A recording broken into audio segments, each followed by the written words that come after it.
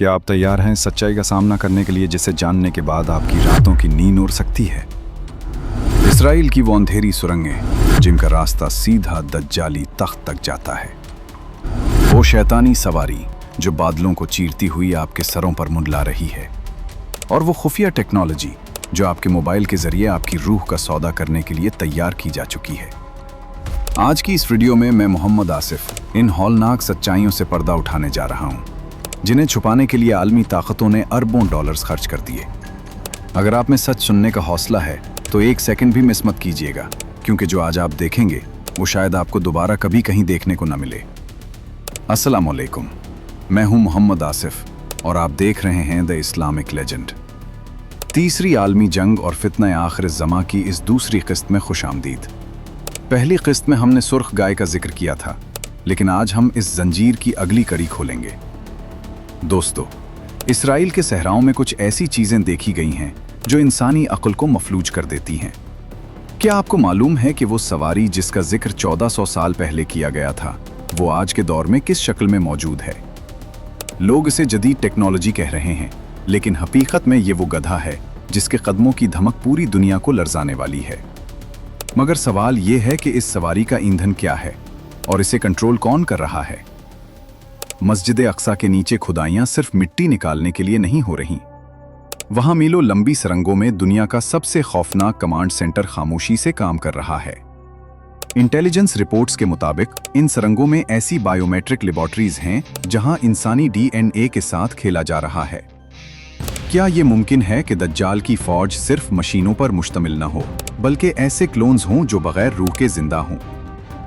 इन सुरंगों का आखिरी सरा एक ऐसे तख्त पर जाकर खत्म होता है जिस पर बैठने वाला पूरी दुनिया के रिस्क का मालिक बनने का दावा करेगा। लेकिन वो तख्त अभी तक खाली क्यों है? वो किसका इंतजार कर रहे हैं? आपके हाथ में मौजूद ये फोन, क्या ये सिर्फ एक राब्ता करने का जरिया है? हरगिज नहीं। दज्जाली फितने का सबसे बड़ा हथियार आपके दिमाग की फ्रीक्वेंसी को हैक करना है। जदीद तरीन 5G सैटेलाइट्स और मखसूस लहरों के जरिए अब इंसानों के जज्बात को कंट्रोल किया जा रहा है। क्या आपने कभी सोचा है कि पूरी दुनिया में अचानक बेचैनी, गुस्सा और अफरा तफरी क्यों बढ़ गई है? ये वो डिजिटल जादू है जो आपके ख्यालात को आपकी मर्जी के बगैर बदल रहा है। इसराइल में ऐसी टेक्नोलॉजी का तजुर्बा कामयाब हो चुका है जो इंसान को चलता फिरता रोबोट बना देती है। क्या आप अगला हदफ हैं?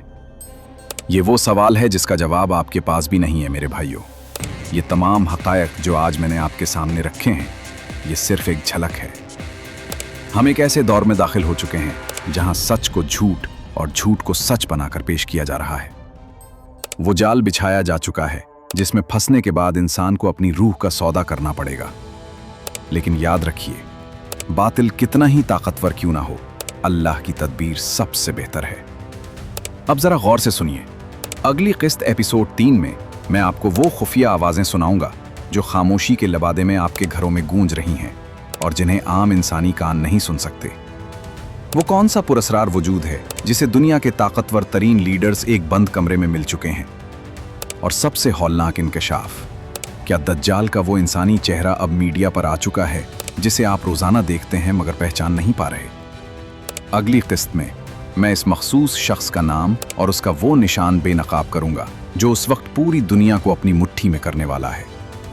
अगर आप इस हौलनाक सच्चाई को जानना चाहते हैं तो अभी सब्सक्राइब करके नोटिफिकेशन ऑन कर लें, क्योंकि वो वीडियो कभी भी डिलीट की जा सकती है।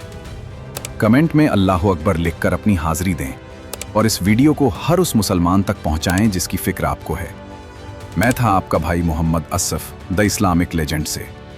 मिलते हैं इस हौलनाक इंकशाफ के साथ जिसे सुनकर आपके पैरों तले से जमीन निकल जाएगी। अल्लाह हाफिज।